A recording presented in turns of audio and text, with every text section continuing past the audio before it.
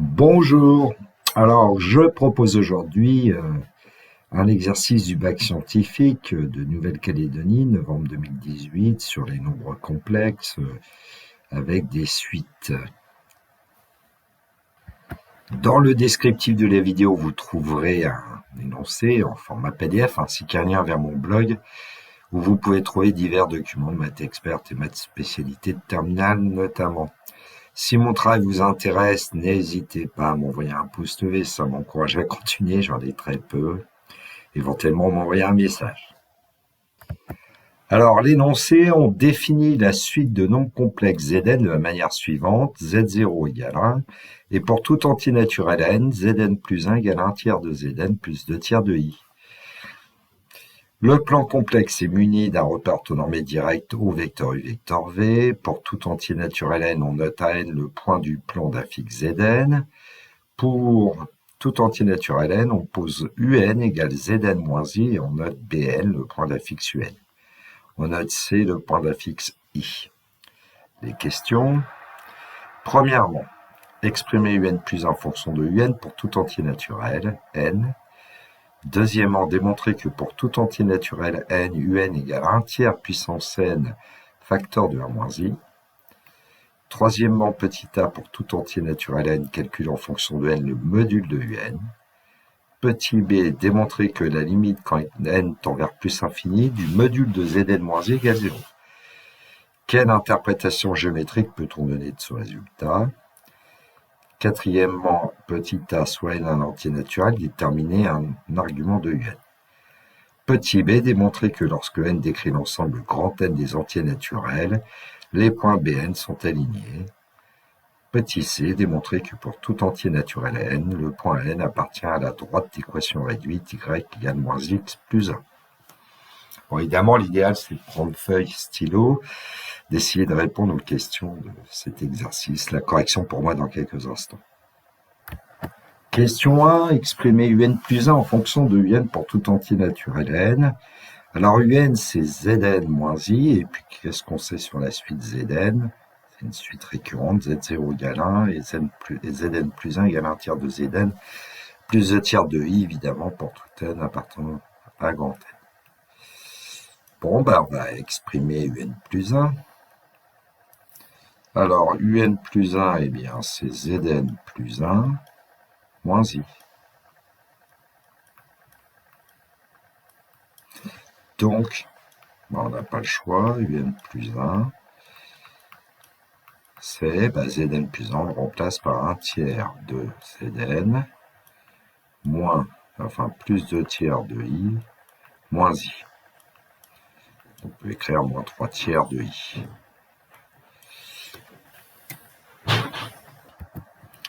Donc, un plus 1 va être égal à 1 tiers de Zn moins 1 tiers de i. Alors, pour continuer, en règle générale, le Zn, on l'exprime en fonction de un, puisqu'on sait que un égale Zn moins i, mais ici, je vais mettre 1 tiers en facteur, parce qu'on voit le résultat quasiment qui va arriver. Un plus 1 égale 1 tiers facteur de Zn moins i, qui est justement égal à un. Donc, un plus 1 va être égal à 1 tiers de un.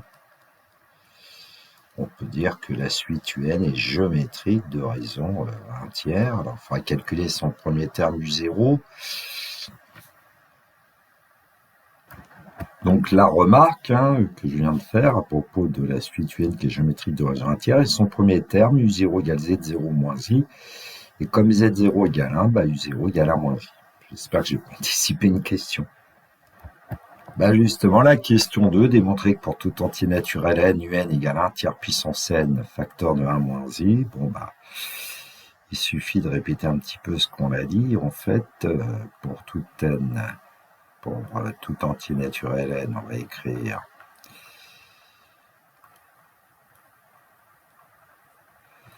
on peut dire que un puisque c'est une suite géométrique de raison 1 tiers, c'est 1 tiers à la puissance n multiplié par u0, et puis donc un, c'est 1 tiers puissance n multiplié par, on l'a calculé, 1 moins i. Bon, il faut quand même dire que c'est d'après la première question qu'on peut écrire ça, hein, c'est parce que la suite un est géométrique de raison 1 tiers, et puis faire le calcul de u0 qui était z0 moins i, et donc u0 c'est 1 moins i.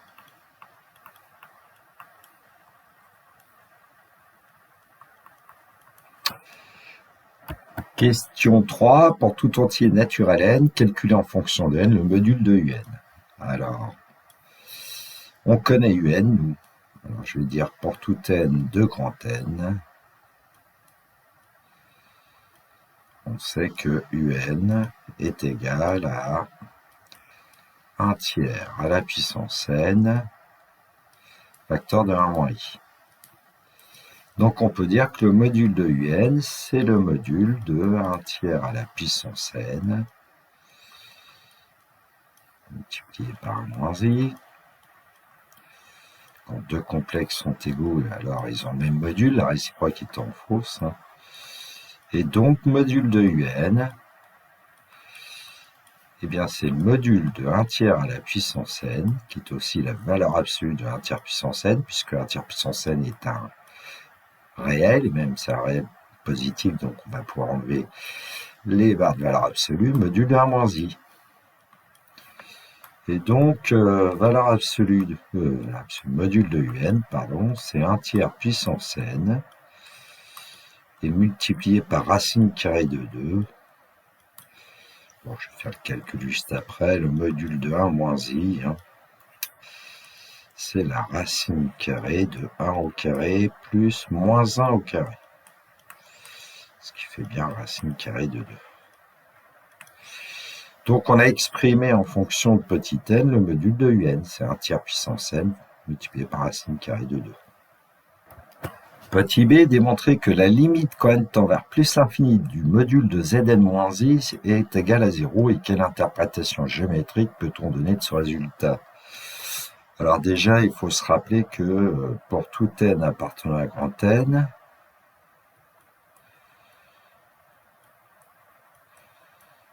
eh bien on avait un qui est égal à zn moins i. Et donc le module de un, c'était en fait le module de zn moins i. Bon, alors donc, on sait qu'à ce moment-là, le module de zn moins i, bah, c'est 1 tiers puissance n multiplié par racine carrée de 2. Vu la question précédente.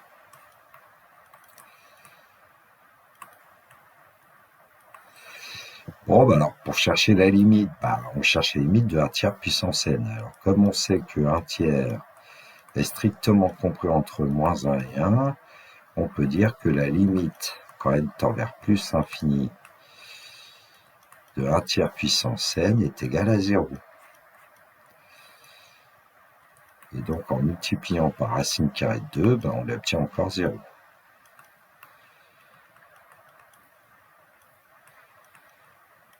Et finalement,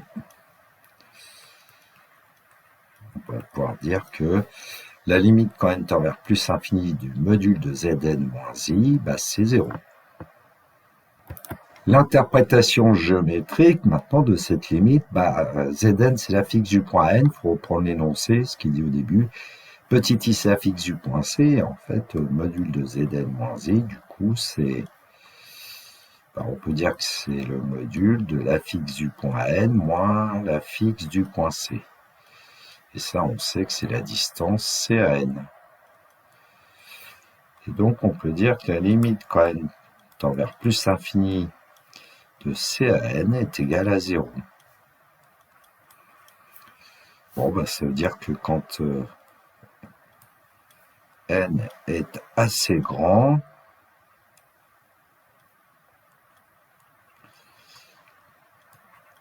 bien AN, le point AN se rapproche du point C.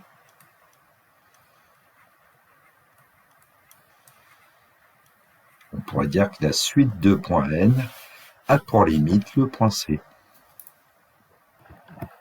Alors, question 4a, soit n un entier naturel, détermine un argument de UN. Alors, il y a plusieurs façons de procéder. Bon, en fait, on peut d'ailleurs peut-être aller chercher la forme trigonométrique de UN, après tout. Donc, UN, eh bien, c'est 1 tiers puissance n multiplié par la racine carrée de 2, et donc multiplié par 1 sur racine de 2 moins 1 sur racine de 2i. Donc UN, on a le module 1 tiers puissance n multiplié par racine carrée de 2. Et puis 1 sur racine carrée de 2, c'est racine de 2 sur 2, moins racine de 2 sur 2i. Alors en fait, on a cosinus moins pi sur 4, plus i sinus moins pi sur 4. Bon, si je suis allé un peu vite, vous allez plus lentement, mais vous pourrez vérifier ça. Et donc finalement, module de UN, on l'avait vu, hein, c'était 1 tiers à la puissance n multiplié par racine carrée de 2. Et puis argument de UN, eh bien c'est moins pi sur 4 qui ne dépend pas de n modulo 2pi sur 2pi. Donc là, l'argument principal c'est moins pi sur 4 pour UN. Petit b, démontrer que lorsque n décrit l'ensemble grand N des entiers naturels, les points Bn sont alignés. Alors, on sait que Bn, le point Bn, a pour affixe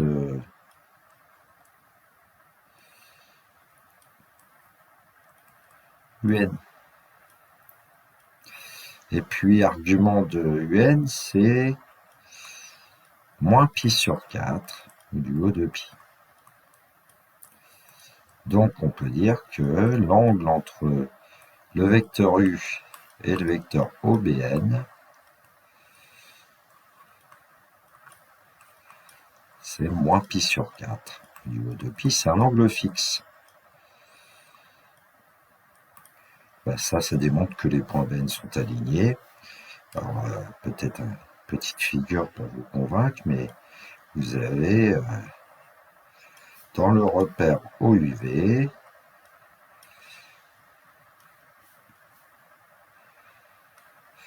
je place le point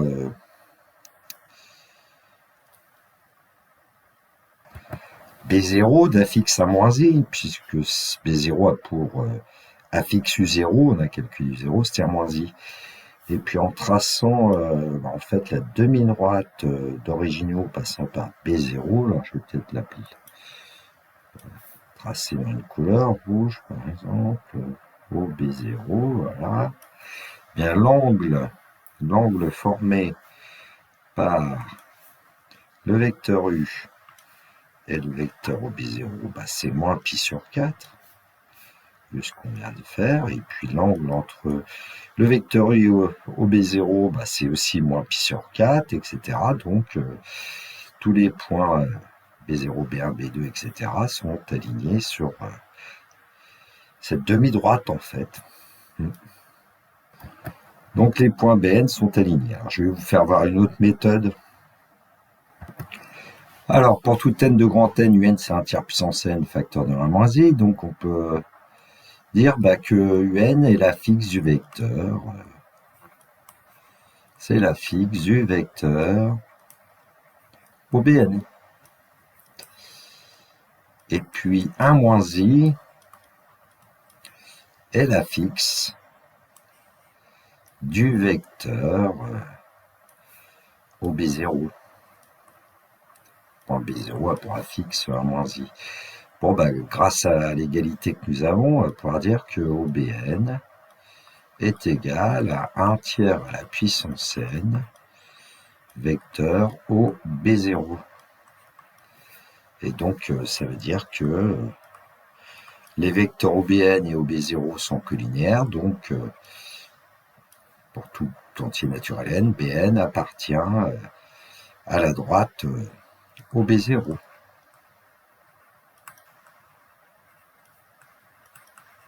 Et on avait vu tout à l'heure, grâce à l'argument, que c'était même une demi-droite. Mais bon, ça suffit que tous les points Bn appartiennent à la droite au B0. Allez, je vous donne encore une méthode. Troisième. Donc, UN, on va pouvoir dire que c'est 1 tiers puissance n. Je vais développer. Moins 1 tiers puissance n, i. Bon, alors, on va poser, admettons, AN, la partie réelle de UN, 1 tiers puissance n, et puis BN, sa partie imaginaire. Ce qui fait que UN peut s'écrire AN plus IBN ou BN multiplié par I. Bon, et puis nous, on sait que du coup, BN, c'est égal à moins AN. Hein.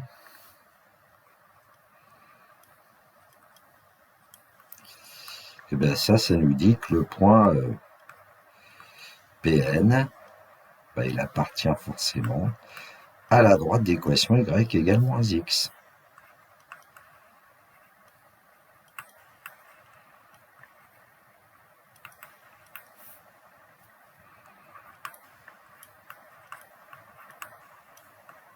Ce qui fait que tous les points Bn, évidemment, sont alignés car ils appartiennent à cette droite. Oui, Bn égale moins AN. Hein. Pourquoi Bn appartient à la droite d'équation y égale moins x? Parce que, en fait, Bn, ses coordonnées, c'est AN-Bn. Et on a l'ordonnée qui est l'opposé de l'abscisse. Alors, question 4c.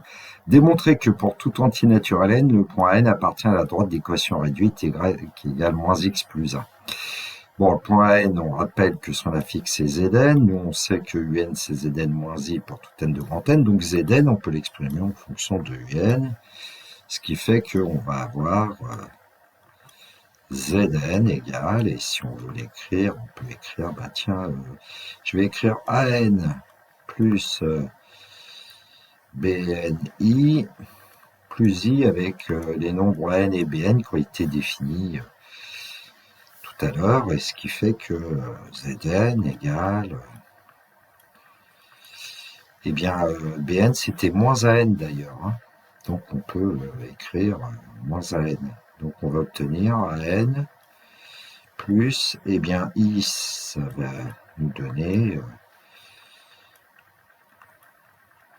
plus 1 moins AN I, puisque Bn vaut 1 moins AN. Moins AN. Bon. Il me semble que ici,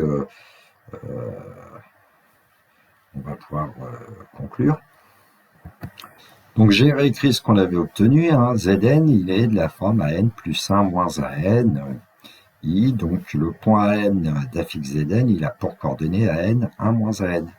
Donc l'abscisse du point AN, c'est AN. L'ordonnée du point AN, c'est 1 moins AN. Vous allez peut-être mieux le voir comme ça. Et puis si on ajoute par exemple x à n plus y à n, on obtient 1. Ce qui fait que y à n est égal à 1 moins x à n.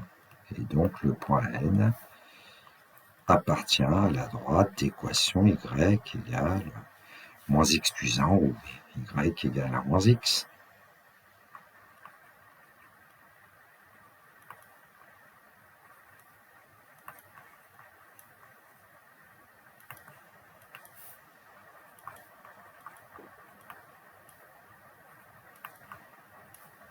Je crois que c'était marqué moins x plus 1 dans l'énoncé.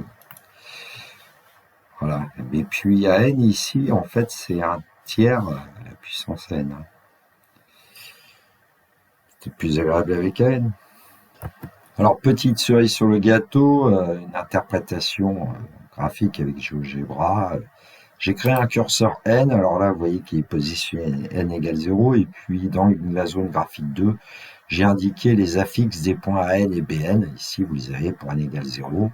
A0, c'est 1 plus 0i, et puis B0, c'est 1 moins i. A0, son affixe était 1. Bon, alors pour n égale 1, évidemment, j'ai fait en sorte d'obtenir les points A et B1. Bon, j'ai mis beaucoup de décimales, peut-être un peu les réduire, option arrondie, 5. Voilà, bon, donc là, on peut peut-être deviner que A1 a pour affixe 1 tiers plus 2 tiers de i. Et puis B1 a pour affixe 1 tiers moins 1 tiers de i. On avait démontré que Bn avait pour affixe 1 tiers à la puissance n facteur de 1 moins i. Ça correspond bien. Dans la zone graphique, les points A et B1 ont été placés. Alors, vous voyez que j'ai construit un quadrilatère au CA1, B1. En fait, c'est un parallélogramme. On pourra le démontrer juste après. Pour l'instant, on va l'admettre. Et puis n égale 2, n égale 3. Alors évidemment, les points, si on suit que les points B0, B0, B1, B2, B3, la suite de points Bn se rapproche du point O, origine du repère. Et si on regarde la suite de points AN, A0, A1, A2, A3, etc., la suite de points AN se rapproche du point C d'affixe 1. Bon, ça on l'avait vu que la suite de points AN se rapprochait du point C. Joli quand même.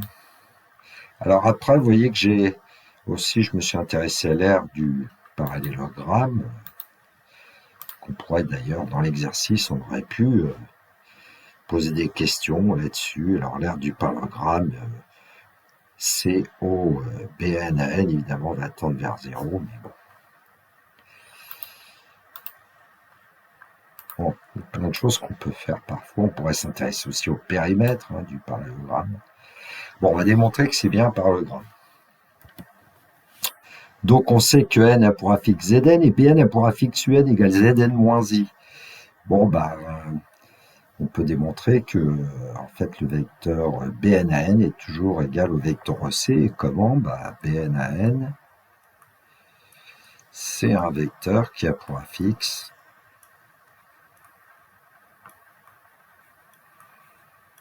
on sait que c'est l'affixe du point n, c'est-à-dire Zn moins Un. Qui est égal, évidemment, alors Zn moins Un, ça va être égal à i. Et donc,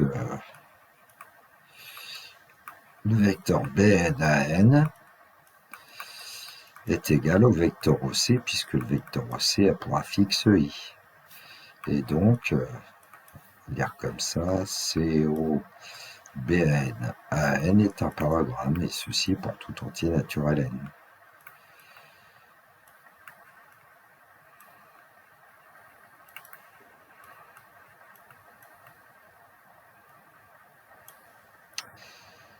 Voilà.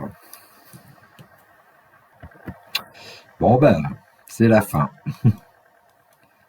La suite au prochain épisode. Voilà, cette vidéo est terminée pour moi. Il me reste à vous souhaiter une très belle journée. Surtout, prenez bien soin de vous. Que la force soit avec tous ceux qui étudient. Au revoir.